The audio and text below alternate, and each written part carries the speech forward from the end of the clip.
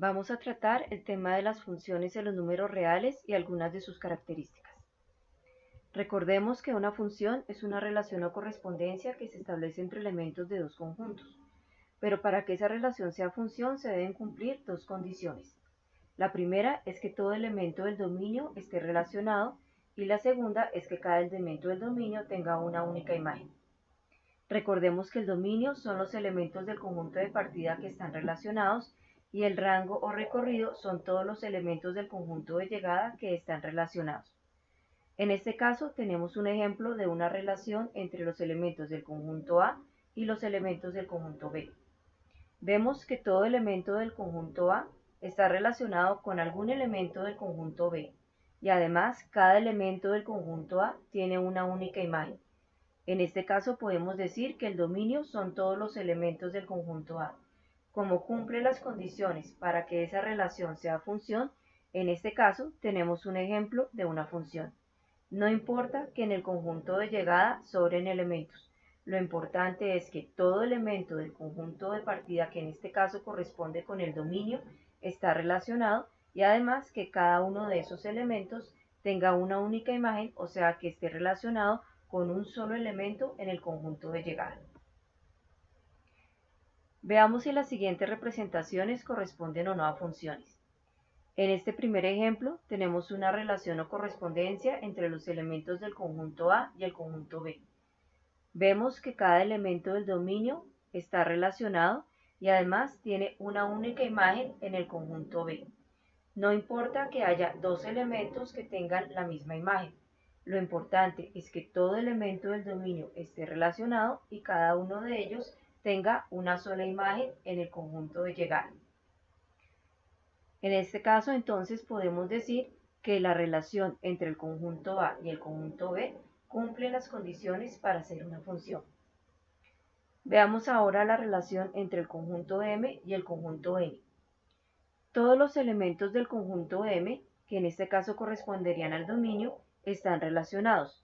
Sin embargo, vemos que hay un elemento que tiene dos imágenes en el conjunto N. En este caso, no se cumple una de las condiciones para que sea una función. Por lo tanto, aunque en el conjunto M y el conjunto N se ha establecido una relación, esa relación no es una función. Veamos este tercer ejemplo. Tenemos el conjunto P y el conjunto Q.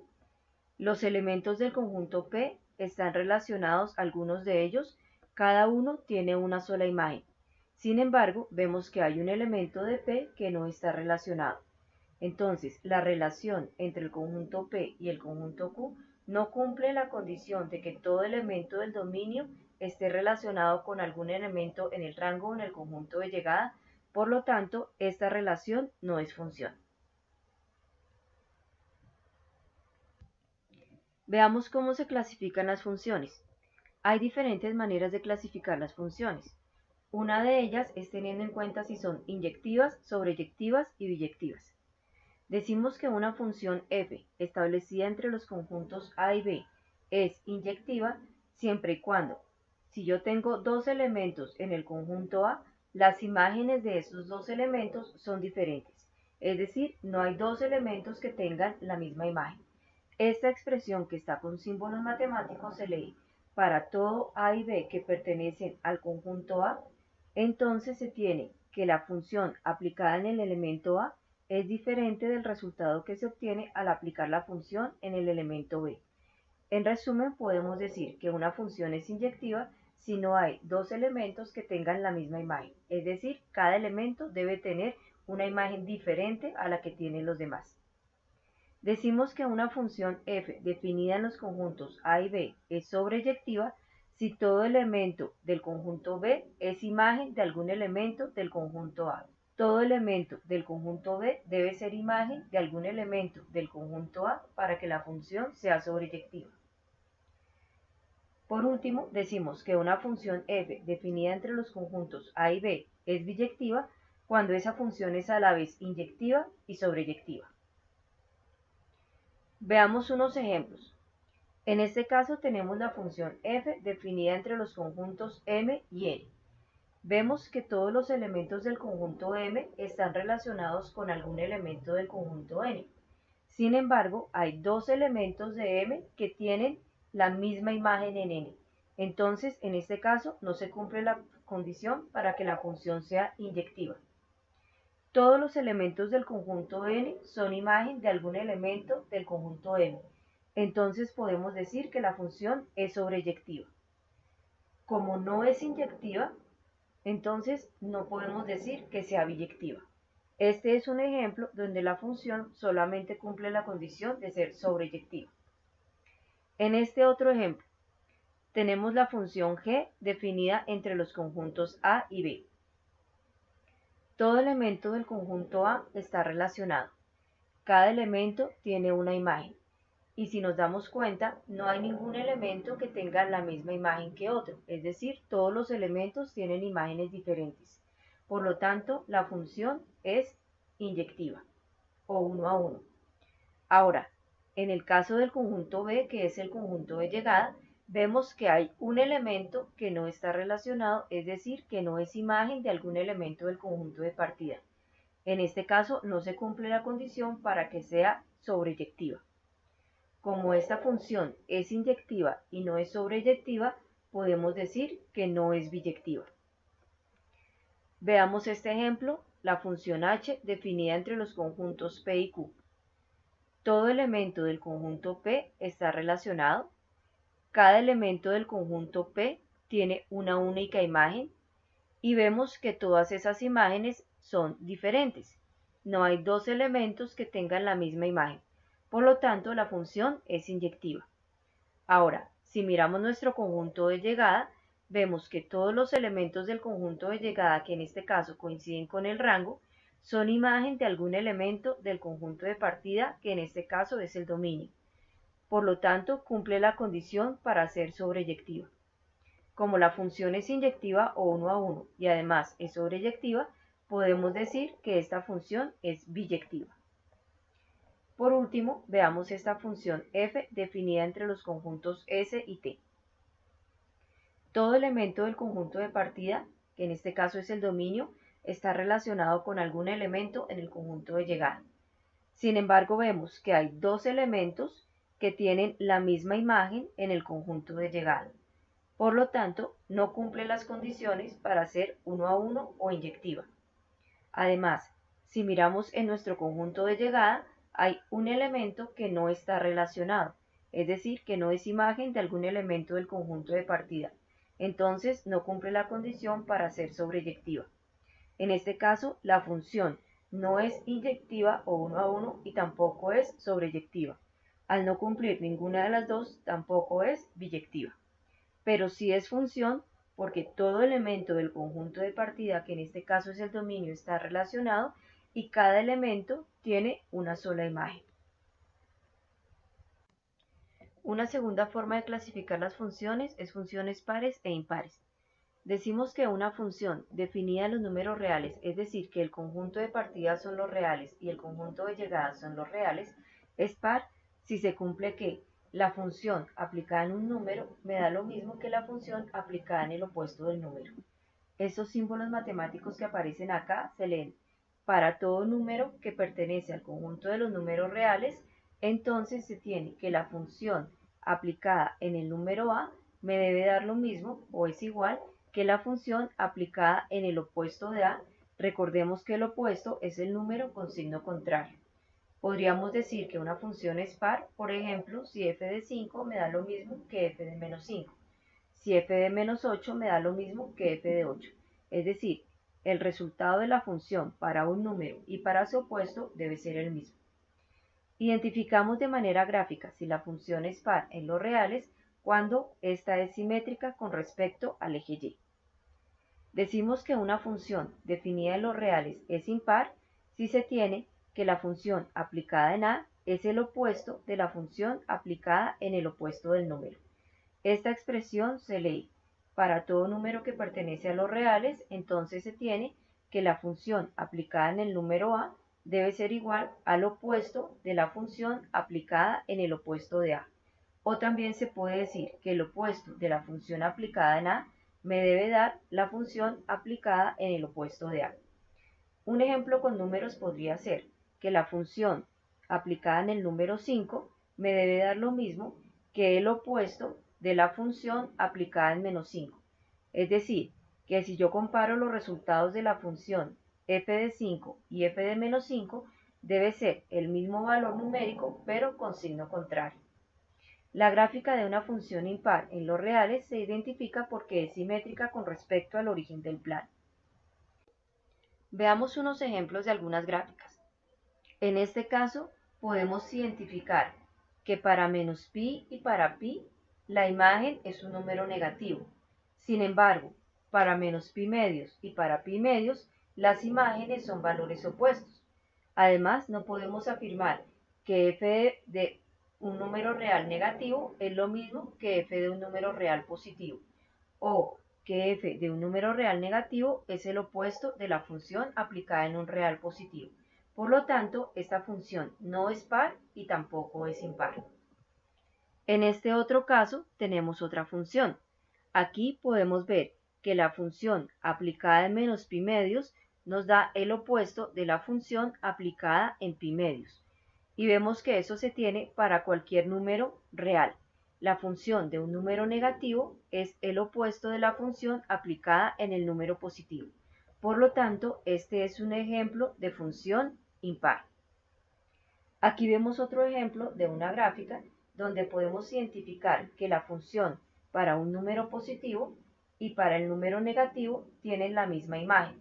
Es decir, la función aplicada en 1 y aplicada en menos 1 nos da como resultado la misma imagen. La función f de 2 y f de menos 2 también nos da el mismo resultado. Vemos que la gráfica es simétrica con respecto al eje y. Podemos identificar entonces que esta función es una función par. Si nos damos cuenta, en la función anterior es simétrica con respecto al origen del plano. Por lo tanto, esta función es impar. Y en el primer ejemplo que habíamos visto, no es simétrica ni con respecto al eje y ni con respecto al origen del plano. Por lo tanto, esta función no es par ni es impar. En esta última función, podemos identificar que es simétrica con respecto al eje y. Además, podemos ver que la función aplicada en un número negativo me da lo mismo que la función aplicada en su opuesto. Por lo tanto, tenemos aquí otro ejemplo de función par. Podemos ver entonces que las funciones pueden ser pares, como es el caso de estas dos, funciones impares, como es el caso de esta, o puede que no sea ni par ni impar, como es el caso del primer ejemplo que vimos. Una tercera forma de clasificar las funciones es en funciones crecientes y decrecientes. Decimos que una función es creciente cuando se cumple que si yo tomo dos elementos del dominio de tal manera que el primer elemento sea mayor que el segundo, la imagen del primer elemento en la función va a ser mayor que la imagen del segundo elemento. Recordemos que estamos trabajando las funciones en los números reales. Es decir, si yo tengo un número real mayor que otro número real, la imagen del primer número debe ser mayor que la imagen del segundo. Una función es decreciente en los reales cuando se cumple que, si yo tengo dos números de tal manera que la relación entre esos dos números sea mayor que, es decir, tengo un número que represento aquí con x1, que es mayor que un número x sub 2, la imagen del primer número, es decir, del mayor, tiene que ser menor que la imagen del número menor. Veamos unos ejemplos. En esta gráfica, podemos ver en esta primera parte, cuando el dominio son los reales menores que 0, que para cualquier número real que esté en esta parte de la gráfica, si yo tomo, por ejemplo, menos 2 y menos 1, la imagen de menos 2 es más pequeña que la imagen de menos 1. Quiere decir que en este caso, en esta parte de la gráfica es creciente. Sin embargo, si yo tomo la parte que va de 0 hacia infinito en el dominio, es decir, el semieje positivo de las x, puedo identificar que la imagen para 1 es mayor que la imagen para el número 2. Entonces, en este caso, esta parte de la función es decreciente. Esta función sería creciente para el intervalo que va de menos infinito a 0 y decreciente desde 0 hasta infinito. O sea, cumple, dependiendo del intervalo que se tome, la característica de ser creciente o decreciente. En esta otra gráfica vemos que para cualquier par de elementos, que yo tome en el conjunto X, por ejemplo, si comparo menos 4 y menos 1, la imagen de menos 4 es más pequeña que la imagen de menos 1, y eso se cumple para cualquier par de puntos. Entonces, como la imagen para un número mayor va a ser mayor que la del número menor, quiere decir que la función es creciente. En este otro ejemplo, podemos ver que hay unas partes donde la gráfica es decreciente y hay otras partes donde la gráfica es creciente. Entonces lo que debemos hacer es identificar los intervalos en los cuales la función cumple esa condición. Pero si yo voy a hablar en términos general esta función como tal, no puedo decir que sea creciente ni decreciente. Hay unos intervalos donde es creciente, hay unos intervalos donde es decreciente. En el segundo ejemplo, la función siempre es creciente. En el primer ejemplo, la función no puedo decir que sea totalmente creciente o totalmente decreciente. Hay unos intervalos donde es creciente, hay otro intervalo donde es decreciente. En esta otra gráfica podemos ver también unos valores en los cuales la función es creciente, hay otros intervalos en los cuales la función es decreciente y aquí hay otro intervalo en el cual la función es creciente. Entonces, la función como tal no es ni creciente ni decreciente. Hay intervalos o rangos de valores en el dominio para los cuales la función puede ser creciente y hay otros para los cuales la función puede ser decreciente. En este último ejemplo podemos identificar que a medida que yo voy aumentando el valor en el eje X, la imagen en el eje Y va disminuyendo. Si yo tomo por ejemplo el 1 y el 2, la imagen f de 1 es más grande que f de 2. Por lo tanto, esta función es decreciente. Una tercera forma de clasificar las funciones es en algebraicas, trascendentes y especiales. Las funciones algebraicas son las que están definidas a partir de expresiones algebraicas. Recordemos que las expresiones algebraicas son aquellas que combinan números y letras. Estas funciones algebraicas se pueden clasificar en polinómicas, racionales y radicales.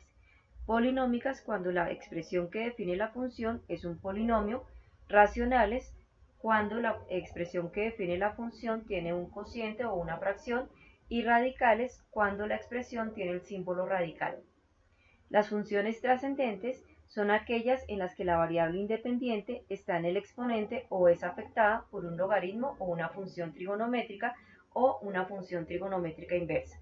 Entonces, son las funciones exponenciales, las logarítmicas, las trigonométricas y las trigonométricas inversas. Y las funciones especiales son las funciones a trozos, la función valor absoluto y la función parte entera. Veamos unos ejemplos. En este caso, la función h de x es la raíz cuadrada de 5x al cubo menos 8x más 2. Vemos que lo que está dentro de la raíz es una expresión algebraica, es un polinomio. Ese polinomio está afectado por una raíz. Como tiene el símbolo radical, decimos que es una función algebraica y es una función radical. La función f de x igual a x al cubo más 5x al cuadrado menos un cuarto de x más 3 está definida por esta expresión que corresponde a un polinomio. Por lo tanto, es una función algebraica. La función g de x igual a 2x al cubo más 5 sobre x menos 8. Vemos que las expresiones que definen esta función son expresiones polinómicas o expresiones algebraicas. Sin embargo, entre ellas hay un cociente. Por lo tanto, es una función algebraica y es una función racional, ya que hay un cociente entre las dos expresiones algebraicas. La función f de x igual a 2 tangente de x menos pi tercios. Es una función trigonométrica, por lo tanto, es una función trascendente. La función g de x igual a 5 a la 2x más 7. En este caso la variable está en el exponente, es una función exponencial, por lo tanto también es una función trascendente. La función h de x igual al logaritmo de 5x al cuadrado menos 3x. Es una función logarítmica, por lo tanto también está dentro del grupo de las funciones trascendentes. La función f de x igual a arcoseno de 2x más 9 es una función trigonométrica inversa, está dentro del grupo de las funciones trascendentes. La función f de x igual valor absoluto de 5x al cubo menos 7x más 8. En este caso la función principal es valor absoluto, por lo tanto es una función especial. Esta función h de x está definida como la parte entera, este símbolo que aparece acá antes del 2x y después del 9, o sea, el símbolo que encierra la expresión 2x menos 9, es el símbolo que se utiliza para representar la función parte entera. En este caso, esta función es una función especial. La función g de x vemos que está definida a trozos o por partes. Es 2x menos 9 cuando x está en el intervalo desde menos 9 sin incluir ese valor hasta menos 3 incluyendo el menos 3. G de x es x al cuadrado menos 5x más 1 cuando x está entre menos 3 y 5. Y g de x es x al cubo más 5 sobre x cuando x es mayor o igual que 5. Esta función está definida a trozos, por lo tanto es una función especial. Dominio y rango de las funciones. Recordemos que el dominio son los posibles valores que puede tomar la variable independiente. La variable independiente en una función es la variable x a la cual yo le doy valores. Recordemos que estamos trabajando funciones en los conjuntos de los números reales. El rango son los posibles valores que puede tomar la variable dependiente. En este caso la variable dependiente corresponde al y. ¿Cómo se determina el dominio y el rango de una función? Veamos con un ejemplo. Si tenemos la función f de x igual a 1 sobre x menos 1 elevado al cuadrado.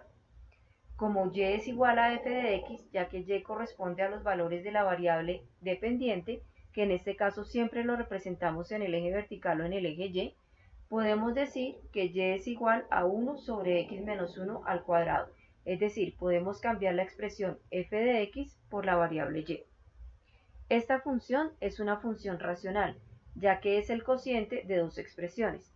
Por lo tanto, para poder establecer el dominio, debemos primero identificar cuáles son los valores para los cuales el denominador es 0, ya que como no se puede dividir entre 0, esos valores deben ser excluidos del dominio. Entonces, x menos 1 al cuadrado es igual a 0. Esta expresión la podemos escribir como el producto de x menos 1 por x menos 1. Como los dos factores son iguales, si un factor es igual a 0, pues el producto nos da 0. Entonces, x menos 1 es 0, por lo tanto, x es igual a 1. Quiere decir que la variable x no puede tomar el valor de 1, ya que hace que el denominador sea 0, y sabemos que no se puede dividir entre 0. Por lo tanto, podemos decir que el dominio de la función f de x igual a 1 sobre x menos 1 al cuadrado corresponde a todos los números valores de x, tales que ese valor sea diferente de 1. Si vamos a escribir el dominio como intervalo, decimos que el dominio de la función f es el intervalo que va de menos infinito 1 abierto, porque no se incluye este valor, unido desde 1 abierto, ya que no se incluye el 1, hasta infinito. Si lo escribimos como conjunto, podemos decir que el dominio de la función f es el conjunto de los números que pertenecen a los reales, tales que esos números son distintos de 1, o el dominio de f también lo podemos escribir como el conjunto de los reales menos el conjunto cuyo elemento es el número 1. Si queremos hallar el rango, debemos despejar la variable x. Tenemos que y es igual a 1 sobre x menos 1 todo al cuadrado. Vamos a multiplicar por el recíproco o el inverso multiplicativo de 1 sobre x menos 1 elevado al cuadrado, que sería x menos 1 todo al cuadrado a los dos lados. Al hacer esa multiplicación nos quedaría y por 1 menos x todo al cuadrado igual a 1. Si desarrollamos este binomio al cuadrado, tendríamos que eso es el primer término al cuadrado, o sea 1 al cuadrado que es 1, luego dos veces el primer término por el segundo, 2 por 1 por x nos da 2x, y el segundo término lo elevamos al cuadrado, sería x al cuadrado. Nos queda entonces la expresión y por 1 menos 2x más x al cuadrado igual a 1. Ahora, vamos a multiplicar por el recíproco de y, que sería 1 sobre y a los dos lados, y nos quedaría que 1 menos 2x más x al cuadrado es igual a 1 sobre y. Quitando el paréntesis, nos queda 1 menos 2x más x al cuadrado igual a 1 sobre y. Vamos a igualar a 0 la expresión y entonces nos quedaría que 1 menos 2x más x al cuadrado menos 1 sobre y es igual a 0. En este caso estamos restando a los dos lados 1 sobre y, o sea, aplicando la propiedad del inverso aditivo o del opuesto de 1 sobre y. Estos dos términos, 1 y 1 sobre y, podemos decir que son términos semejantes porque en este caso nos están representando números reales. Entonces, si organizamos la expresión, nos quedaría x al cuadrado menos 2x y sumando 1 menos 1 sobre y, me queda y menos 1 todo sobre y igual a 0. Vemos que esta expresión que tenemos acá es un trinomio donde el mayor exponente de la variable es 2, por lo tanto correspondería a una ecuación cuadrática. En este caso, y menos 1 sobre y nos representa una constante. Para poder solucionar esta expresión vamos a aplicar la fórmula cuadrática. Entonces, la fórmula cuadrática nos dice que debemos tomar el opuesto del coeficiente de x más o menos raíz el coeficiente de x elevado al cuadrado menos 4 por el coeficiente de la variable que está al cuadrado, que en este caso la variable es x al cuadrado, sería 1, por el término independiente que sería y menos 1 sobre y, todo sobre 2 multiplicado por el coeficiente de la variable que está al cuadrado, que en este caso es 1. Al resolver las operaciones, el opuesto de menos 2 es 2, y resolviendo las operaciones aquí dentro de la raíz, menos 2 elevado al cuadrado es 4, y 4 por 1 nos da 4. En el denominador, 2 por 1 es 2. Ahora, vemos que el 4 se repite en los dos términos, entonces vamos a sacar factor común 4 dentro de la raíz. Y nos quedaría 2 más o menos raíz cuadrada de 4, que multiplica a 1 menos y menos 1 sobre y, todo eso sobre 2. La raíz cuadrada de 4 es 2, por lo tanto sacamos la raíz cuadrada de 4 fuera de la raíz y nos quedaría 2 más o menos 2 por raíz de 1 menos y menos 1 sobre y, todo sobre 2. Podemos factorizar el numerador, ya que los dos términos tienen 2, sacamos factor común el 2 y nos queda 2 factor de 1 más o menos raíz de 1 menos y menos 1 sobre y, toda la expresión sobre 2. Simplificando, podemos cancelar el 2 que está en el numerador y el 2 que está en el denominador, y nos quedaría que x es 1 más o menos raíz cuadrada de 1 menos y menos 1 sobre y. Resolviendo la operación que está dentro del símbolo radical, nos queda que x es 1 más o menos la raíz cuadrada de y menos 1 sobre y. Recordemos que como este menos afecta a toda la fracción, cuando yo escriba la operación aquí en el numerador, debo escribir entre paréntesis la expresión que estaba en el numerador de la fracción que tiene como denominador y, para poder hacer la suma de fracciones. Habíamos obtenido entonces la expresión x igual a 1 más o menos y menos, entre paréntesis, y menos 1 sobre y. Si quitamos el paréntesis, como hay un menos antes, debemos cambiar los signos de los términos que están dentro del paréntesis y nos queda x igual a 1 más o menos raíz de y menos y más 1 sobre y. Y menos y son opuestos, por lo tanto al sumarlos nos da 0. Si sacamos raíz al numerador y raíz al denominador, por propiedades de la radicación, nos quedaría que x es 1 más o menos 1 sobre raíz cuadrada de y. Debemos entonces mirar ahora qué valores puede tomar esta y para que esta expresión sea válida, es decir, para que tenga solución. Como y está en el denominador, sabemos que no puede tomar el valor de 0. Y como y se encuentra dentro de un símbolo radical, o sea, dentro de una raíz cuadrada, no podría tomar tampoco valores negativos, ya que la raíz cuadrada de un número negativo no tiene solución en los números reales. Entonces, el rango de la función f de x igual a 1 sobre x menos 1 todo al cuadrado sería el conjunto de los números reales positivos, ya que como habíamos dicho, y no puede ser 0 ni puede ser un número negativo. Entonces, el rango de f son los reales positivos que se simbolizan como una r con un superíndice más, o el intervalo que va de 0 a más infinito sin incluir el 0, porque recordemos que al estar y en el denominador no puede tomar el valor de 0, o como conjunto también podemos decir que es el conjunto de los números reales, tales que esos números reales son mayores que 0. Veamos ahora los interceptos con los ejes. Para hallar los interceptos de una función con el eje x, lo que hacemos es reemplazar en la función la variable y por 0 y despejamos x. Y para hallar los interceptos de la función con el eje y, vamos a cambiar la variable x por 0 y vamos a despejar y, ya que cuando una función corta al eje x, la coordenada en y de ese punto es 0, y cuando una función corta al eje y, la coordenada en x de ese punto es 0. Como ejemplo, vamos a hallar los interceptos con los dos ejes de la función f de x igual a 5 sobre 3x más 2, todo más 1. Para hallar los interceptos con x, entonces hacemos el valor de la variable y igual a 0. Tenemos entonces que 0 sería igual a 5 sobre 3x más 2 más 1. Este 1, al ser un entero, tiene como denominador 1. Si hacemos la suma de fracciones al lado derecho, tendríamos que el común denominador es 3x más 2 y en el numerador nos quedaría 5, ya que 3x más 2 dividido 3x más 2 es 1, por 5 es 5. Este 1 tiene denominador 1, entonces 3x más 2 dividido 1, que es el denominador, nos daría 3x más 2. Por 1 del numerador nos quedaría 3x más 2. Quitamos paréntesis en el numerador, como hay un signo más antes del paréntesis, los signos de los términos quedan todos iguales.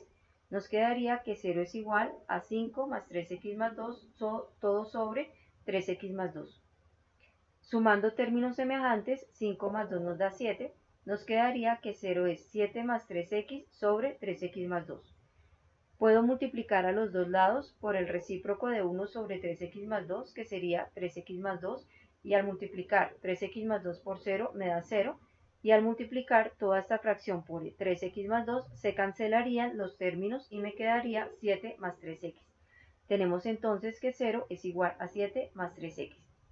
Despejando, sumamos el opuesto de 7, que es menos 7, a los dos lados, y nos queda menos 7 igual a 3x.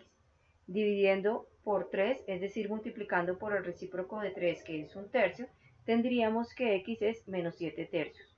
Por lo tanto, en este caso, la gráfica de la función corta al eje x en un punto, que sería el punto menos 7 tercios, 0. Para hallar los interceptos con y, entonces lo que vamos a hacer es cambiar la x por 0. Tendríamos entonces que y sería 5 sobre 3 por 0 más 2, todo eso más 1. 3 por 0 es 0, y nos quedaría que y es 5 sobre 0 más 2 sumado con 1. Resolviendo la suma, 0 más 2 nos da 2, nos quedaría que y es 5 medios más 1. Haciendo la suma de fracciones, tendríamos que el común denominador es 2, 2 dividido 2 da 1, por 5 es 5, y 2 dividido 1, que es el denominador del 1, nos da 2, por 1, 2. Sumando numeradores, 5 más 2 nos da 7, por lo tanto nos queda que y es 7 medios. Quiere decir que la gráfica de la función y igual a 5 sobre 3x más 2 más 1 corta al eje y en el punto 0, 7 medios. Veamos ahora cómo son las asíntotas de las funciones. Hay tres tipos de asíntotas: asíntotas verticales, asíntotas horizontales y asíntotas diagonales. Las asíntotas son las rectas hacia las cuales se va acercando la curva sin llegar a tocarlas. En este caso, las asíntotas verticales son rectas de la forma x igual a a, de tal manera que a corresponde al valor de la variable independiente para el cual la función no existe. Esto se da en las funciones racionales de la forma p de x sobre q de x, donde p de x es un polinomio que tiene como variable x y q de x es otro polinomio que tiene como variable x. Podemos identificar esas asíntotas en los casos en que q de x es igual a 0, es decir, cuando el denominador se hace 0, ya que para esos valores no existe la función. Las asíntotas horizontales son rectas de la forma y igual a a, ya que para cualquier valor de x, y siempre va a tomar el mismo valor.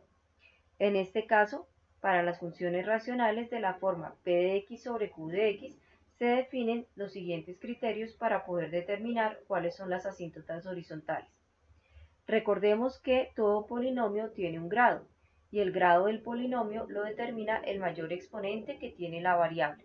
Entonces, si m es el grado del polinomio del numerador, o sea, de p de x, es decir, el mayor exponente que tenga la x en el numerador, y n es el grado del polinomio en el denominador, o sea, el mayor exponente que tenga la variable x en el denominador, podemos decir que si el grado del numerador es menor que el grado del denominador, entonces la asíntota horizontal corresponde al eje x, que sería la recta y igual a 0.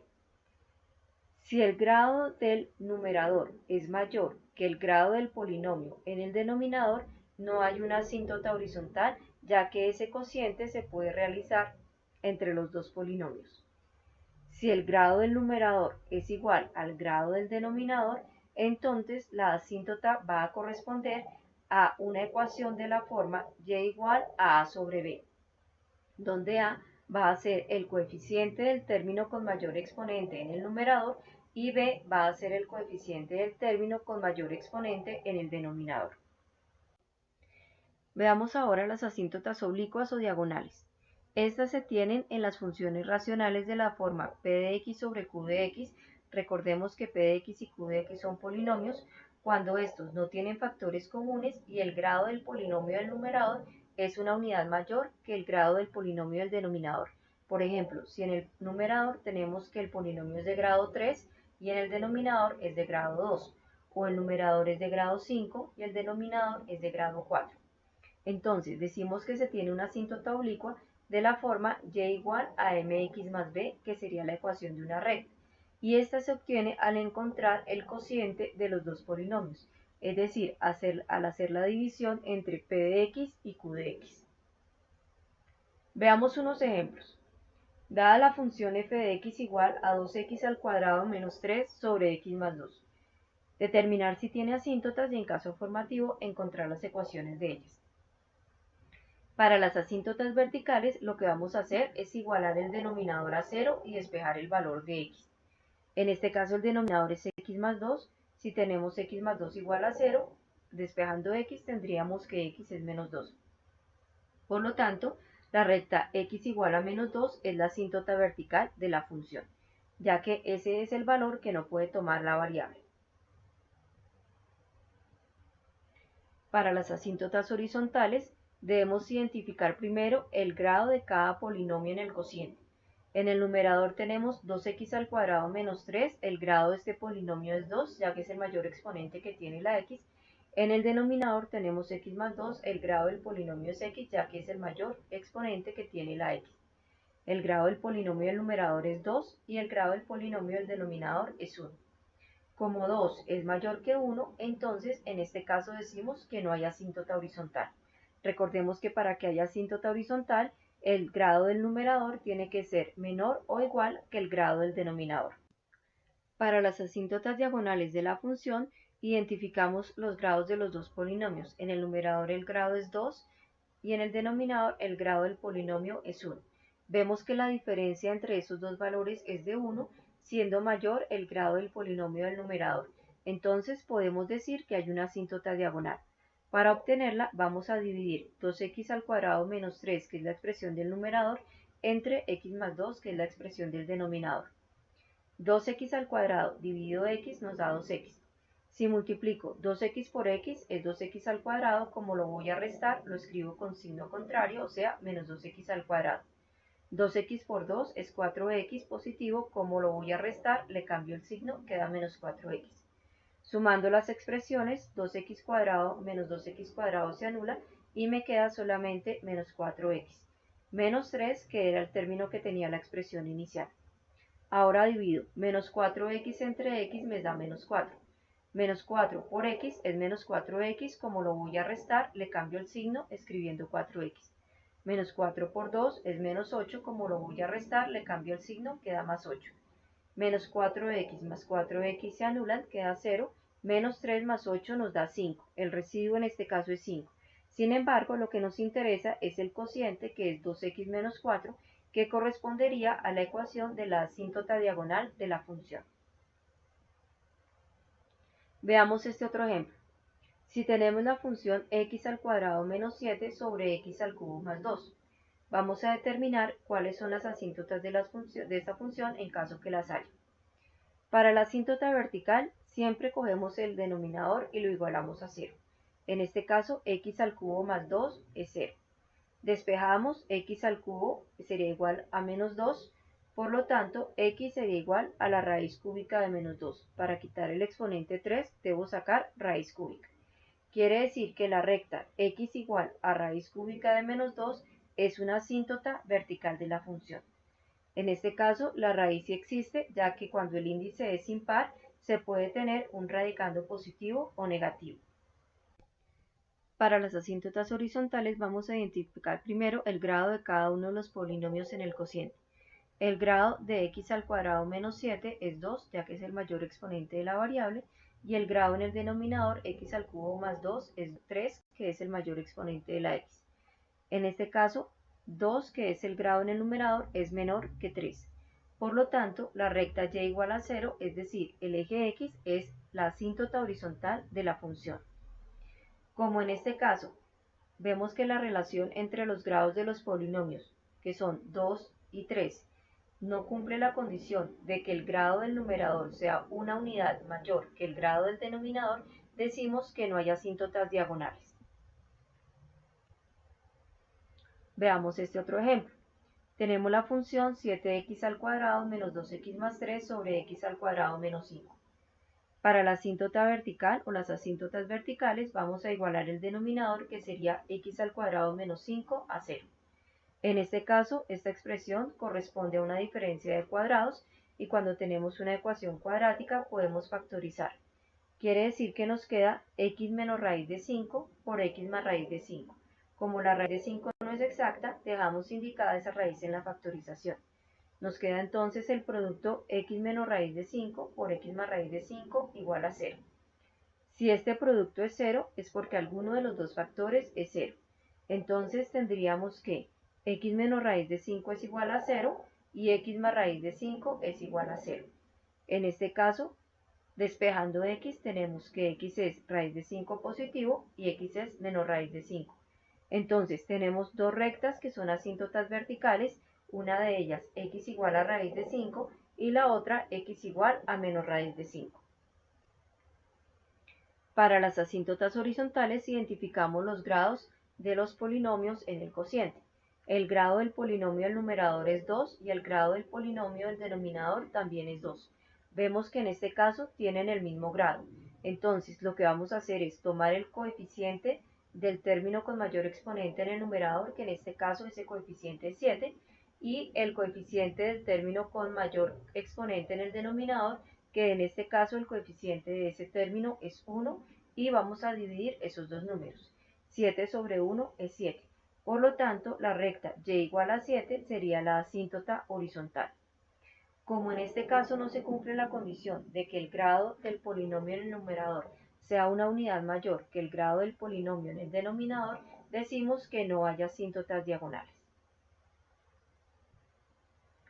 Esta es la bibliografía que se utilizó para la presentación que acaban de ver.